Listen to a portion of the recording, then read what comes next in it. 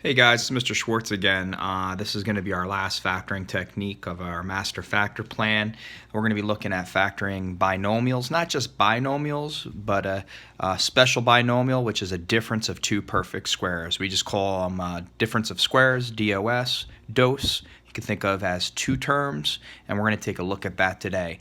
First, how do we identify that we're looking at a difference of squares? And then two, how do we factor a difference of squares? Okay, so we're using the notes that we used from the day before, from yesterday, for PSTs, and we're just going to look at these two examples, number 3 and number 4. And this is obviously a review. We've seen this before. We know that if we were going to see a problem like this, it's asking for us to multiply these two binomials. Since these binomials are the same, we can use a shortcut. We don't have to do FOIL. We can eliminate the O and the I because they would cancel. So we're going to multiply the first two, which gives us x times x, which is x squared, and the last two, negative 5 times positive 5, which is negative 25.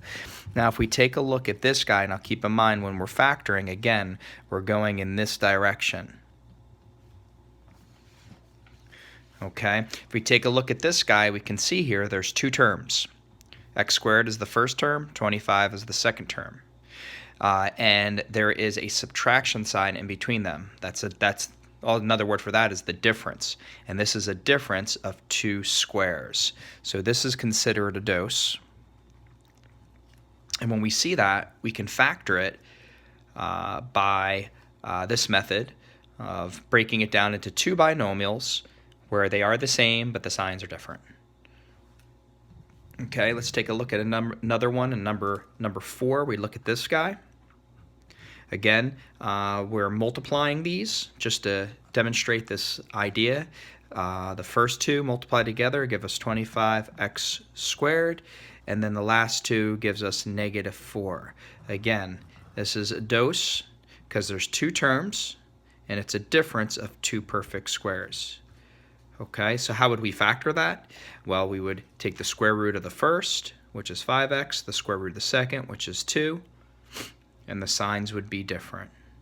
Okay, so really important to identify that you're looking at a dose in this case, and once you know you have it, it's not too bad. Obviously, all the ones that are going to be on your homework here, and this is on the back of this sheet, they're going to be difference of squares, so you'll know that. But you're going to see here they do get a little bit trickier, so you're definitely going to want to watch the rest of these notes. Don't jump straight to the homework. I know it's tempting, but you're going to want to see examples like number 9, number 10, and number 11, and how do we handle those. And 8 can be tricky as well.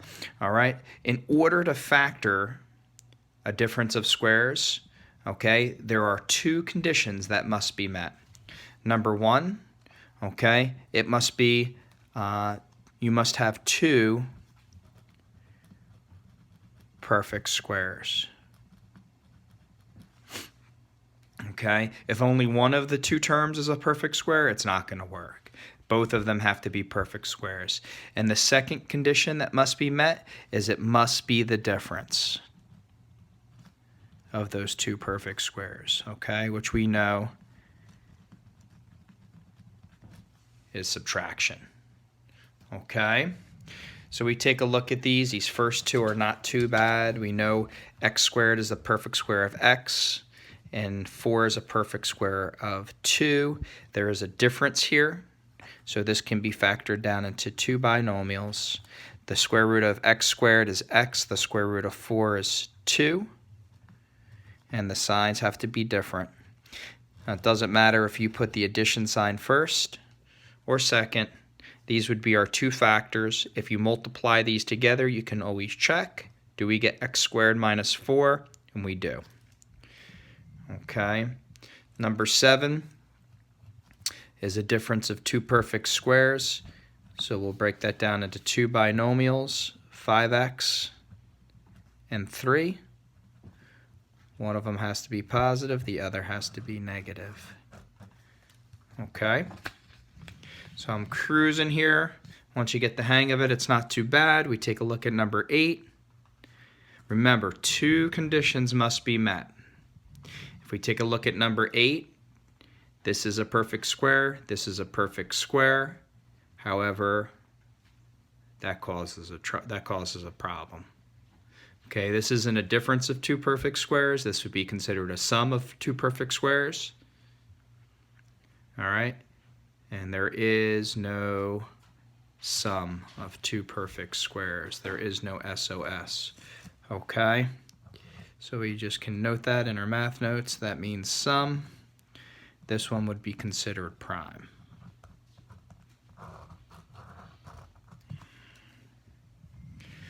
All right, we come down to number 9. This one does have subtraction sign, so this is the difference, but these are not perfect squares. Okay, so at first look, this does look like, okay, it's not factorable, so maybe just like in number 8, we said in number 8, that guy is prime. But if we take a closer look at number 9 and we think about our master factor plan, okay, we said for a master factor plan, you always want to look for a GCF. Okay, and if we look at this guy, this does have a GCF. Remember, it could be a number, it could be a variable, or it could be both. And in this case, our GCF is 2. So if we take that out, I get 4x squared minus 1.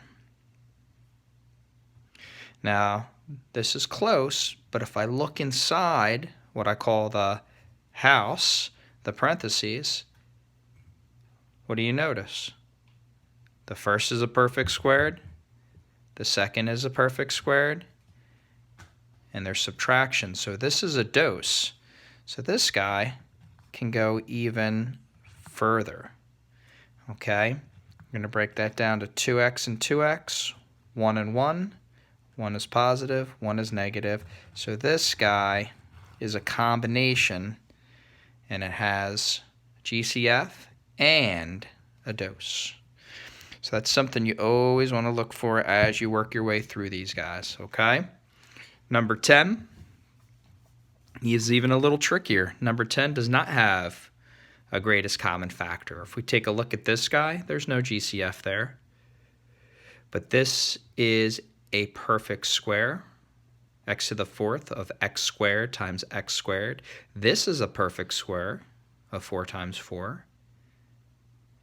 And this is a difference of two perfect squares. So this is a dose. This is a dose. And this can be factored into two binomials. X squared and x squared, 4 and 4, and a plus and a minus. Anybody notice? We're still not done. If we look at these two factors, there's two factors here, two things that are being multiplied, binomial times a binomial. Look at this guy here. Anything you notice about that guy? All right, if you're thinking, yeah, that can be broken down further, you are correct. This is a difference of two perfect squares as well. So we're going to bring down this factor, because that's a factor. Now that can't be broken down further because of the addition sign, but this guy, we could take further. We got x and x, and 4 breaks down to 2 and 2. One of them's positive, one of them's negative. And we end up with 3 factors. Binomial times a binomial times a binomial. If we multiply all that out, we will get x to the 4th minus 16. Any questions? Oh, I forgot. This is a video. You guys can't ask any questions. If you have questions, just hold on to them. Write them down, because we will meet live. I will answer any questions you have. I think this isn't too bad. When you put it all together is when it starts getting tricky. And here we go. Last one. You take a look at this guy. We see here fractions. Some of you guys are probably just like loving life here, right? Fractions. All right. So again, is there a GCF here? No. Is the first a perfect square? It is. Of 3 over 8x. Is the second a perfect square? It is. 4 over 5y. So this is a dose. We're going to break this down to 3 over 8x, 4 over 5y. One of them's positive, one of them's negative. And we are done. That cannot be broken down any further. Okay, so it's not too bad, all right? Keep in mind, this is for binomials, so this would be something I'm going to add to your notes here when we're looking at something that has two terms. And this is actually completes our master factor plan. We will revisit it tomorrow when we meet live, but as of right now, we're just going to focus on factoring a difference of squares. I think you guys should be okay. Really the key is when we put it all together, can you work through the plan? Do you remember all the techniques? Can you identify which technique you're supposed to use? And that's going to come with practice. So after this, we will go through several days of just practicing factoring, and we'll be meeting and taking questions on any of those. All right? Keep up the good work, guys. I will catch up with you. I'll see you tomorrow live. Make sure you guys join. You're going to want to. This stuff can get tricky when we put it all together, but I think for right now, you guys should be okay. All right, signing off. Have a great day. See everybody tomorrow.